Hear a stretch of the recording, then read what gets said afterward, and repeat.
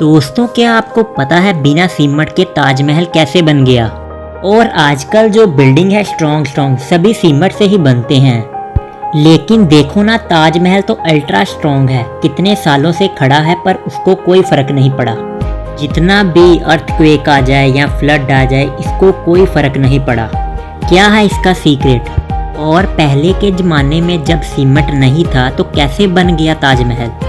ये तो हम सब लोग जानते हैं कि ताजमहल अपनी खूबसूरती के लिए बहुत ही प्रसिद्ध है। हर साल इस वंडर को लाखों की संख्या में लोग देखने आते हैं। क्या आपके मन में सवाल नहीं आया कि इतनी बड़ी इमारत कैसे इतनी देर से खड़ी है? इसकी हिस्ट्री के बारे में तो आप सभी को पता होगा कि शाहजहां ने अपनी वाइफ मुमताज़ महल के लिए ये मॉन्यूमेंट खड़ा कर दिया था और अपने प्यार को एक्सप्रेस किया था उनकी मौत के बाद। सबसे बड़ा क्वेश्चन तो ये है, जब सीमेंट ही नहीं था तो कैसे बन गया ये इतना बड़ा मॉन्यूमेंट, और ये किससे चिपका हुआ है बड़ा मॉन्यूमेंट? सीमेंट का आविष्कार 1824 में जोसेफ एस्पिडिन नाम के एक इंटेलिजेंट व्यक्ति ने किया था, जो कि इंग्लैंड में रहते थे। 1811 से ये सीमेंट बनाने के आविष्कार में लग गए थे और 1824 में ये बना दिए थे। और वर्ल्ड का सबसे पहला सीमेंट इन्होंने ही बनाया था, जिसका नाम था पोर्टलैंड सीमेंट। 1824 की तो बात यहाँ होगी, लेकिन ताजमहल की बात करेंगे तो उसका कंस्ट्रक्शन 1631 से लेकर 1648 तक चला। लेकिन बिना सीमेंट के ही ये ताजमहल खड़ा हो चुका था, जिसको आज तक एक खरोच भी नहीं आई। इसके पीछे का रीज़न क्या था?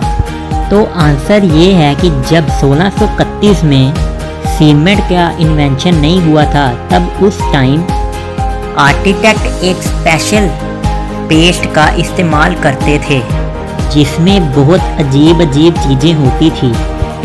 अगर ताजमहल के पत्थरों की बात करें तो कंस्ट्रक्शन में बहुत सारे सेमी प्रीशियस स्टोन्स जैसे एकिक, येमेनाइट, फिरोज़ा, लैजवार्ड, मोंगा, सुलेमानी, लैसानिया, टैमरा, यशब, पेटूनिया, ये सब यूज़ होते थे, जो कि बहुत ही रेयर स्टोन्स थे।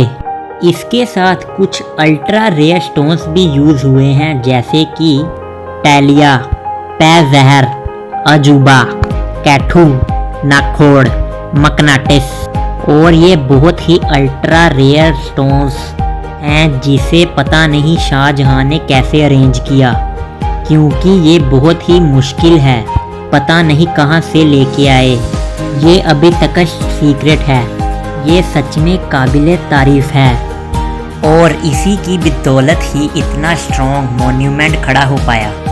और सीमेंट के बदले जो सीक्रेट पेस्ट इस्तेमाल होता था, उसमें गुड़, पतासा, बेलगिरी का पानी और बहुत सारी चीज़ें मिलाकर एक पेस्ट तैयार किया जाता था।